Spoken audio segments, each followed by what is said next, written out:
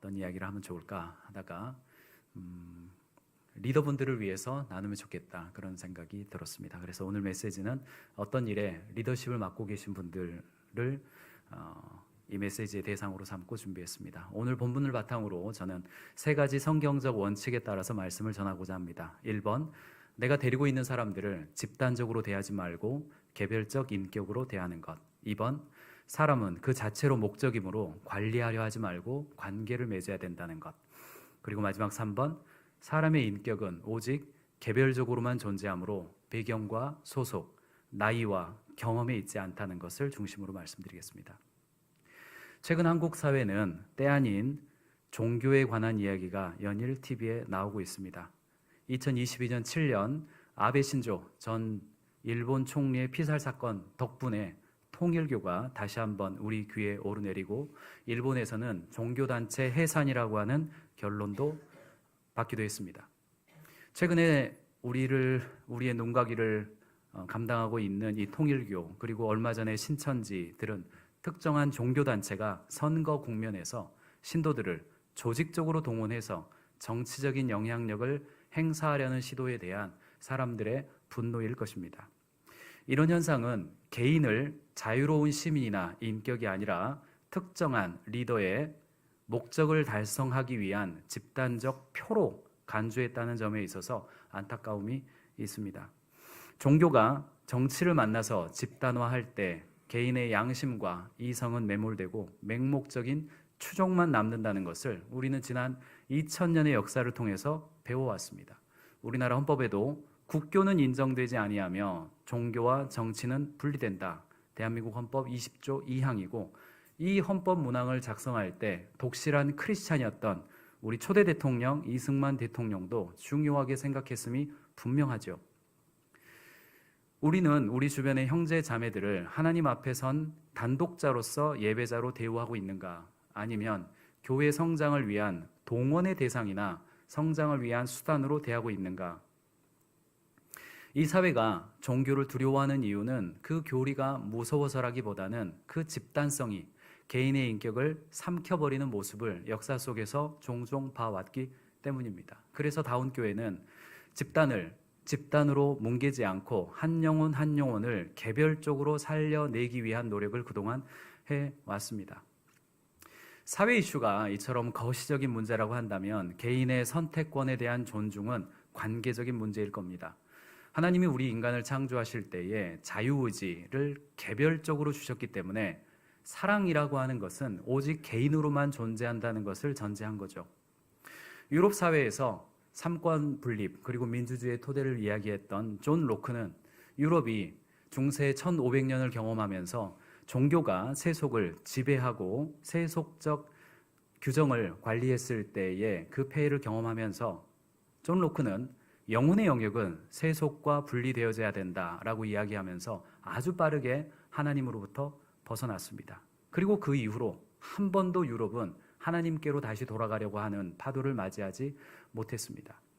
그런 흐름을 보면서 역시 독실한 크리스찬이었던 미국의 건국의 아버지라고 불리우는 토머스 제퍼슨 13대 대통령은 수정헌법에서 분리의 장벽, 즉 국교는 인정되지 아니하며 정치와 종교는 분리한다라는 규정을 명시함으로써 미국 사람들이 자유로운 개별적 인격에 의해서 신앙을 선택하도록 해주었죠.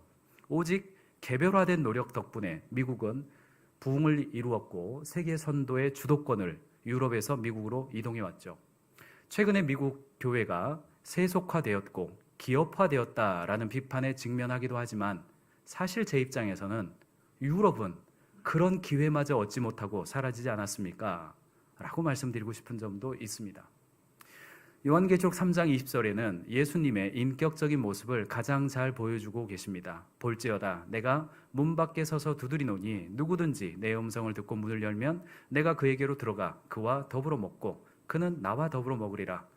전능하신 하나님 아버지께서 우리의 문을 부수지 않고 그분이 우리를 기다리신다는 말씀은 우리들의 인격적인 동의와 자발적인 영접이 있을 때까지 그분이 문 밖에 서서 노크하신다는 이야기죠.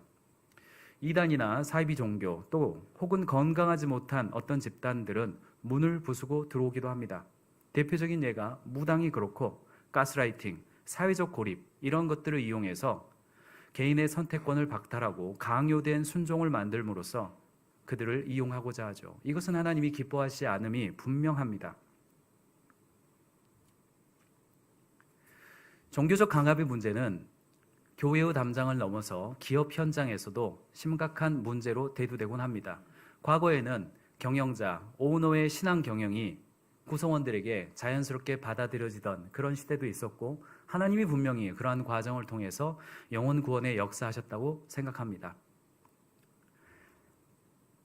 1996년 2월 9일 저는 한 회사에 입사했습니다. 입사 첫날 환영회가 열렸는데 그 환영회의 첫 번째 시간은 당신은 사랑받기 위해 태어난 사람이었습니다. 교회 오빠로 커온 저로서는 너무나 좋았습니다.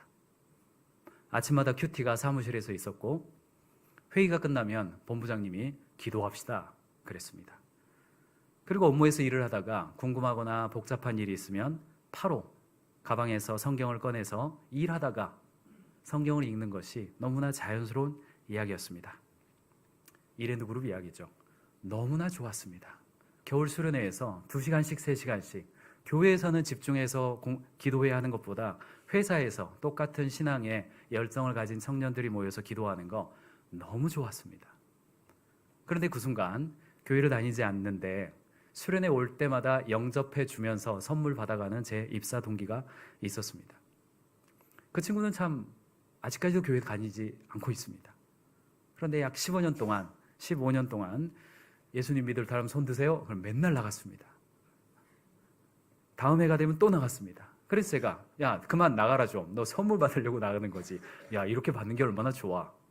그렇게 적응하는 친구도 있었지만 그때마다 갖은 핑계를 대면서 의무실 가고 마치 부득이한 사정 때문에 수련회에 참석하지 못하거나 수련회 중에서 다양한 스키는 즐겁게 타고 예배 시간에는 오지 않으려고 갖은 꾀를 썼던 제 동기도 있었습니다. 가치의 공유와 방향성의 일치라고는 하지만 생계가 필요해서 입사한 직원들 입장에서는 거부하기 어렵고 구조적 강제성이라고 하는 것이 있기 때문에 참석하지 않으면 인사고과에 불이익이 있지 않을까라는 생각들이 그들의 마음속에 있었음을 저도 분명히 알고 있었습니다. 그러나 제가 너무 좋았기 때문에 그건 어쩔 수 없지. 그러면서 지난 상당 기간을 보냈던 기억이 있습니다. 물론 그런 과정을 통해서 그런 흐름을 통해서 하나님이 이랜드도 쓰시고 신원그룹도 쓰시고 종군당도 쓰시고 고려온단도 쓰시고 그랬겠죠. 그런데 2019년에 시작된 직장 내 괴롭힘 금지법 근로기준법 76조 2항 종교적 강요는 괴롭힘의 유형으로 포함될 수 있다는 해석이 나왔죠. 사용자 또는 근로자가 직장에서의 지위 또는 관계 등의 우위를 이용하여 업무상 적정 범위를 넘어 다른 근로자에게 신체적, 정신적 고통을 주거나 근무 환경을 악화시키는 행위, 특별히 상사가 부하 직원에게 특정 종교 행사를 참석하도록 강요하거나 종교적인 이유로 회식이나 업무 배제 등의 불이익을 주는 행위는 괴롭힘에 해당한다. 국가인권위원회 역시 채용 면접에서 종교를 묻거나 교회 출석을 조건으로 내거는 행위는 그 자체로 차별이다 라며 시정을 권고하는 사회가 되었습니다. 이 사회의 파도를 우리가 적극적으로 타야 되지 않겠습니까? 우리가 광화문에 가서 이런 법을 없애라. 물론 필요할 수도 있겠습니다. 하나님의 나라가 우리 마음속에 본능상으로는 이 나라 하나님이 그냥 입법, 사법, 행정부에 다 그냥 지배하셨으면 좋겠습니다. 솔직히 있죠. 그렇다고 해서 광화문 앞에 가가지고 데모하고만 있고 회사에서 야 우리 회사는 기독교 회사니까 무조건 예배 드려 이렇게만 멈춰야 될까 하는 문제입니다. A가 맞냐 B가 맞냐를 떠나서 그 담론 속에서 잊혀지고 있는 우리 주변에 있는 이웃들과 개별적인 오늘을 살아내고 오늘 만나는 우리 주변 사람들에 관련된 이야기죠. 2010년도에는 대광고등학교에서 참 가슴 아픈 일이 있었습니다. 강의석 군 기억하실 겁니다. 나는 이 학교를 선택하지 않았다. 예배드리고 싶지 않을 권리를 인정해달라라고 하면서 교문 앞에서 피켓 시위를 했죠. 그 친구도 아마 지금쯤 애 아빠가 돼 있을 것 같습니다만 대법원에서는 2010년도에 학생들에게 대체 과목 없이 특정 종교 의식을 강요하는 것은 위법하다. 사학의 종교적 자유보다 신앙하지 않을 자유, 소극적 종교의 자유를 우위에 둔 대법원의 판단이죠. 사회와 법이 강요하지 말라라고 경고한다면 성경은 더 적극적으로 한 사람을 귀하게 여기라고 가르쳐주고 있습니다. 예수님의 사역은 대중 집회보다는 1대1 만남을 더 중요하게 여김이 분명합니다. 왜냐하면 마태, 마가, 누가, 요한복음 모두에게 예수님이 집단적으로 말씀하신 사건보다 개별적으로 만나서 어떤 대화를 했는지의 사건을 훨씬 중요하게 다루고 있음이 분명하기 때문에 그렇습니다. 마치 저는 앙꼬를 먹기 위해서 찐빵을 주는 것 같은, 대중 집회가 찐빵이고 안에 있는 앙꼬는 1대1 미팅 같은 시선으로 요한복음을 보기도 하고 사복음서를 보기도 하죠. 삭개오는 당시에 세리장이라는 직함으로 불렸습니다. 매국노, 도둑, 상종 못할 죄인이었지만 예수님은 그를 세리 중에 한 사람아 라고 부르지 않고 삭개오야 라고 불렀습니다. 사마리아 여인도 마찬가지이죠. 사람들은 사마리아 여인을 여자다, 사마리아 여인이다, 혹은 어떤 사람이다 라고 대상화시켜서 집단적으로 불렀지만 예수님은 그녀에게 물을 달라라고 요청하심으로써 관계를 시작하셨습니다. 그녀를 도움의 대상이 아닌 도움을 줄 수 있는 주체로 인정해 주신 거죠.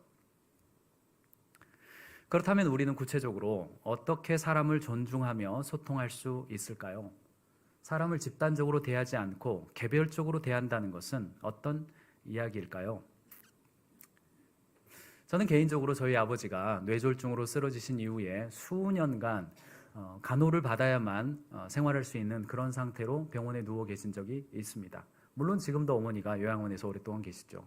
간호를 해야 했을 때 저희 아버님은 비교적 저희 형제들이 많았던 광주광역시의 병원에 누워 계셨습니다. 서울에 있었지만은 저희가 사랑의 아이콘 김규남이 저를 떠나서 친정집으로 가서 자기 시아버지를 참 병수발을 했습니다. 똥오줌을 가려내는, 시아버지 똥오줌을 가려낸다는 게 쉽지 않은 일이었지만 그런 걸 했어요. 그러는 동안에 제 마음속에 이렇게 손해의식이 풀쑥 올라왔습니다. 아니 지금 광주에 몇 명이나 있는데, 딸들이 몇 명이나 있고 광주에도 며느리가 있는데 이 서울에 있는 사람이 지금 이렇게 왔다 갔다 하면서 해야 되나? 이런 생각이 들었어요. 그런 생각이 들어오니까 마땅히 n분의 1 해야 되는 거 아니야? 이런 생각이 들어오니까 미워지더라고요. 제 형제, 누님들, 동생이 좀 미워지더라고요. 그래서 제 마음속에 결심한 게 있죠. 그는 이미 최선을 다하고 있다. 그들은 이미 그들의 환경과 상황 속에서 최선을 다하고 있다. 나도 내가 최선을 다하는 것 같지만 상대적인 것이고, 나도 내 상황 속에서 최선을 다할 뿐이다. 만약에 내 아내가 저걸 힘들어하는 사람이었다면 아마도 그러지 못했을 거다 라고 하는 생각이 오면서 개별성이 다시 생겨나더라고요. 요즘 기업에서는요, 이런 집단성이 아니라 개별성에 맞게끔 MZ세대, 새로운 청년들을 대하기 위한 리더들의 노력이 정말 몸부림칩니다. 과거에는 1년차 이거 해, 대리급은 이거 해, 과장급은 이거 해, 이렇게 시키면 네 알겠습니다 라고 다 하던 시절도 있었죠. 그런데 지금은 고용권보다는 노동권이 훨씬 강한 사회가 되어 있기 때문에 개인들이 직장 생활하면서 야, 너 이유를 묻지 말고 무조건 이거 해. 야, 2년차 되면 이 정도는 해야 돼. 이런 이야기 잘 안 듣죠. 근데 교회에 오면 야, 청년은 이거 해야지. 교사는 이거 해야지. 야, 초원돌로는 이거 해야지. 여전히 집단성이 많이 남아있는 것도 맞습니다. 또 그 집단성이라고 하는 것이 우리의 공동체 마음과 한 마음을 품게 하는데 도움이 되는 지점도 분명히 있죠. 한 4년 전이었을 것 같습니다. 당회에서 크리스마스 파티와 관련돼서 이런저런 토의를 하다가 토론이 있었습니다. 이게 초등학생들은 그래도 좀 이 연말에 다 함께 하는 즐거움을 좀 누리게 해줍시다. 다운팀들도 대표로 몇 명 나오게 하지 말고 다 함께 하도록 합시다. 초원별로 한 명씩 나오고 부서별로 한 팀이 나와서 이렇게 합시다 라고 이야기하는 장로님도 계셨습니다. 물론 의미 있는 측면이 있어요. 그러나 또 다른 한편, 그 한편에는 제가 또 있죠. 다른 한편에서는 대상을 그렇게 집단적으로 보시면 안 됩니다. 다운틴이라 하더라도 정말 무대에 서는 것을 평생 하기 싫어하는 사람도 있고, 어떤 사람은 무대 두세 번 올라가고 싶은 사람이 있는데 언제까지가 우리가 그렇게 집단으로 보고 팀 정해서 n분의 1 하겠습니까? 이번엔 좀 자유롭게 하시고 부서뿐 아니라 장년들도 좀 나오게 하십시다. 이런 토론 한 2년 정도 했습니다. 그리고 우리가 지금 우리 성탄절과 같은 문화로 가고 있는 거죠. 그 토론의 결과에 따라서 적절하게 흐름들이 이어가고 있다고 생각합니다.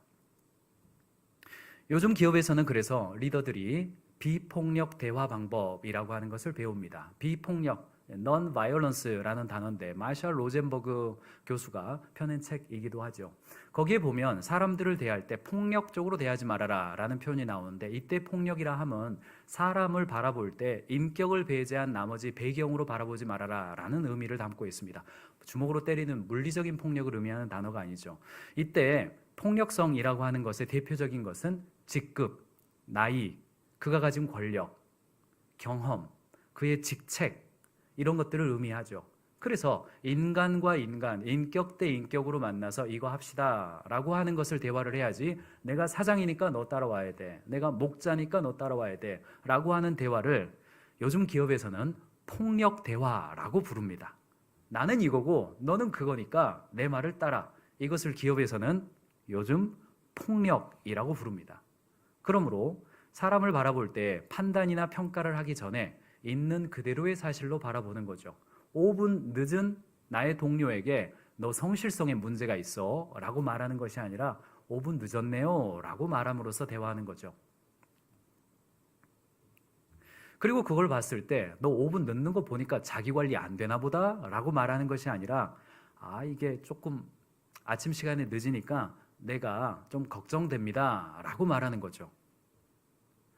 그리고 그에게 이야기를 할 때 다음부터 또 늦으면 벌금 매길 거야, 다음에 또 늦으면 불이익 줄 거야, 다음에 또 늦으면 팀에서 빼버릴 거야 라고 말하는 것을 폭력이라고 하고, 반대로 우리 팀은 팀 시간을 준수하는 걸 중요하게 생각하니까 다음번에는 늦지 않게 좀 최선을 다해줬으면 좋겠는데 괜찮겠어요? 라고 말하는 것을 비폭력이라고 합니다. 느낌이 어떠십니까? 최소한 45세 넘어가신 분들은 그냥 닭살이 올라와가지고 죽어버릴 것 같은 느낌이 들 겁니다. 저도 마찬가지입니다. 방향성은 맞지만 우리가 이것을 받아본 적이 없거든요. 죽을래? 아니면 뱀 한 마리가 지나가면 알아들어야 되는 건데, 이게 이제 그렇게 하지 말라는 이야기거든요. 그것을 폭력이라고 부르는 것이 비즈니스에 또는 일터에 커먼센스가 되어 있습니다. 그는 이미 최선을 다하고 있다. 나의 최선을 다하자.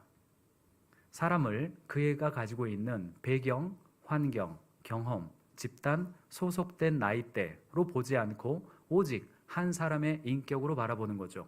삭개오를 세리라고 보지 않고, 사마리아 여인을 어떤 여인이라고 보지 않고 삭개오, 나에게 물을 달라 라고 이야기하셨던 예수님을 따르는 거죠.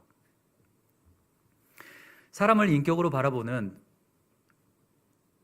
다음 이야기는요, 공감적 경청 이야기입니다.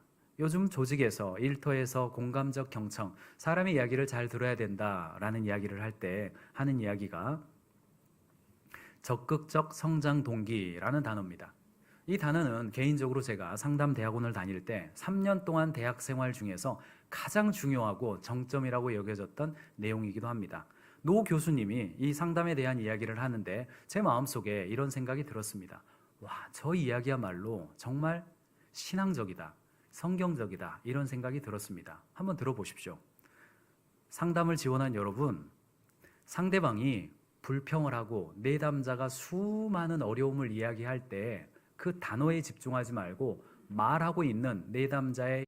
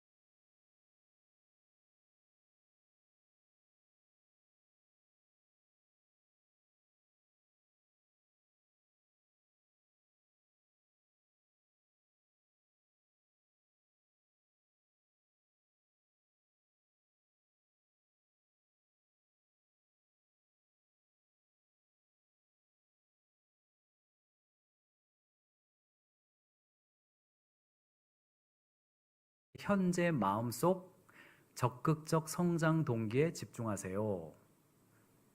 우리 남편 때문에 참 힘들어요 라고 하는 내담자가 있다면 뭐 때문에 힘드세요? 라고 말하지 말고 남편 때문에 힘들어요 라고 말하는 그 마음 속에 좋은 결혼 관계를 이어가고 싶다라고 하는 성장 동기가 있음에 집중하세요 라는 이야기였습니다. 너무너무나 중요한 이야기로 저는 느껴졌습니다. 하나님은 우리 인간을 창조하실 때에 신적 형상, 하나님의 형상을 우리 마음속에 주셨고 상담학에서는 이것을 적극적 성장 동기 혹은 긍정적 성장 동기 이렇게 부릅니다. 성경에서 하나님의 형상이라는 단어와 상담학에서 적극적 성장 동기라는 단어는 거의 등치해도 크게 문제없지 않나 이런 생각을 합니다. 이런 얘기할 때마다 항상 조심스러워서 목회를 신학을 전공하신 분들이 나중에 해석해 주기를 바라는 마음도 있습니다. 괜히 검증도 안 된 거 하다가 더 힘들어집니다. 팀원들을 의미 없는 고생 안 시키고 싶은 팀장의 마음이죠.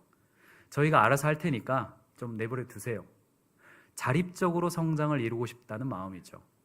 요즘 회사에서는 종교 이야기하는 거 완전 힘들어요. 좋은 관계를 깨트리고 싶지 않은 마음이 있는 거죠. 이것을 등치하면 누군가의 이야기를 들었을 때 그 이야기를 해석, 판단, 충고, 탐색하지를 않고 그 사람을 있는 그대로 바라볼 수 있는 좋은 도구가 된다는 것입니다. 말이 많고 시끄러운 사람이 있습니까? 그 사람은 에너지가 넘치고 소통력이 뛰어난 사람일 수가 있습니다. 우유부단하고 결정을 내리지 못하는 사람이 있습니까? 사실은 신중하고 사려 깊으며 리스크를 관리하는 사람일 수 있죠. 고집이 세고 융통성이 없는 사람입니까? 사실은 주관이 또렷하고 신념이 넘치는 사람일 수도 있습니다. 중세 교부 철학자 어거스틴은 악이란 악으로 별도로 존재하는 것이 아니라 선의 부재이다 라고 이야기를 했죠. 추위란 별도로 존재하는 것이 아니라 열에 없습니다. 동시에 인간의 약점이란 별도로 존재하는 것이 아니라 강점의 그림자다 라고 했습니다. 리더의 역할은 약점을 지적해서 기를 죽이는 게 아니라 그 약점이 강점의 이면임을 그 스스로가 깨닫게 해주는 거죠. 누구 한 명이 떠올라서 적어봤는데요. 여러분도 상상해 보시죠. 장로님, 고집 세다고 비판받아서 힘드시죠? 하지만 저는요, 그게 뚝심이라고 생각해요. 그 뚝심을 하나님 나라를 위해서 쓰시니까 얼마나 좋아요 라고 얘기해 주는 거죠. 힘듭니다. 어느 한 분을 떠올렸거든요. 네. 몸집이 작고 날렵한 분입니다. 사도 바울은 고린도후서 12장 9절에서 나에게 이르시기를 내 은혜가 내게 족하다다 이는 내 능력이 약한 데서 온전하여짐이라 라고 고백하기도 했습니다. 저와 여러분들에게 약점이 있죠. 저에게 어떤 강점이 있다고 여겨주신다면 그것은 아마 약점의 그림자일 거고요. 저에게 어떤 약점이 여러분들에게 느껴지셨다면 그거 역시 강점의 그림자일 가능성이 높습니다. 우리의 약점은 하나님이 일하실 공간이 되고 나의 강점은 하나님께 영광 돌릴 수 있는 도구가 되고 나의 약점, 하나님의 능력이 머무를 수 있는 통로가 되는 것 아니겠습니까? 사랑하는 리더 여러분, 오늘 우리는 무거운 주제, 즉 사회에서 정치가 집단화되었을 때 나타나는 문제, 그리고 기업의 문제, 그리고 가정의 문제, 또 교회의 문제로 시작해서 여기까지 왔습니다. 세상은 사람을 숫자로 보곤 합니다. 정치 세력도 우리를 표로 보죠. 기업은 사람을 비용으로 보거나 자원으로 볼 때도 종종 있습니다. 때로는 특정한 어떤 종교 집단조차도 우리를 세력으로 취급하고 강요하거나 이른바 가스라이팅 할 때도 있습니다. 통일교 사태나 신천지 사태, 그리고 기업 내에 이른바 종교 강요 혹은 갑진 논란은 먼 남의 나라 이야기가 아닙니다. 저도 경험을 하고 너무너무나 이중적인 마음이 들었던, 이게 어떻게 해석해야 되나 굉장히 어려웠던 그런 때도 있습니다. 그러나 예수님의 행동은 너무너무나 분명하셨던 것 같습니다. 예수님은 99마리의 양을 두고 잃어버린 한 마리의 양을 찾아 나선 분이셨고 수많은 군중을 뒤로 하고 나무 뒤에 숨었던 삭개오 한 사람의 이름을 불러주셨습니다. 그분은 우리의 배경, 학벌, 재산, 과거의 제약이라는 껍데기를 뚫고 우리의 인격 그 자체를 만나주시는 분 아니겠습니까? 세상에 어떤 목자가 99마리 다 들어왔으니까 한 마리쯤은 괜찮겠지 이렇게 말하는 목자가 어디 있겠습니까? 그 한 마리를 찾아서 떠나는 거죠. All for one, one for all이죠. 그 한 마리를 향해서 최선을 다하고 산 넘고 물 건너 낭떠러지 끝에서 그 어린 양 한 마리를 찾는 그 개별성이 살아있는 목자를 바라볼 때 99마리의 양들도 내가 동떨어진 저 한 마리의 상황이 됐을 때 우리 목자는 반드시 나를 찾아오겠지라는 믿음으로 그 낭떠러지의 여린 나뭇가지를 붙잡으면서 반드시 나의 목자는 올 거야 라는 믿음으로 그 희망의 끈을 안 놓을 수 있지 않겠습니까? 오늘 본문을 바탕으로 저는 세 가지 성경적 원칙으로 말씀을 전하고자 노력했습니다. 1번, 나와 함께 있는 사람들을 집단적으로 대하지 말고 개별적인 인격으로 대하는 것. 2번, 사람은 그 자체로 목적이므로 관리하려고 하지 말고 관계를 맺어야 한다는 것. 그리고 마지막 3번, 사람의 인격은 오직 개별적으로만 존재하므로 배경, 소속, 나이, 경험에 따라서 대하지 않는 것이죠. 우리가 서로를 집단이 아닌 하나님의 형상을 입은 개별적인 인격으로 대할 때 우리 가정이 아름다운 천국이 될 수 있고 우리의 일터는 진정한 사명지가 되고 우리 교회는 세상이 줄 수 없는 나를 알아봐 준다는 위로와 회복의 처소가 될 줄로 믿습니다. 개별적으로 존재하는 인격 그리고 그 인격 안에 거하시는 성령님을 살리는 따뜻한 변화가 우리 다음교회 모든 공동체 특별히 리더 여러분들과 저에게 함께 있기를 우리 구주 예수님 이름으로 축복합니다.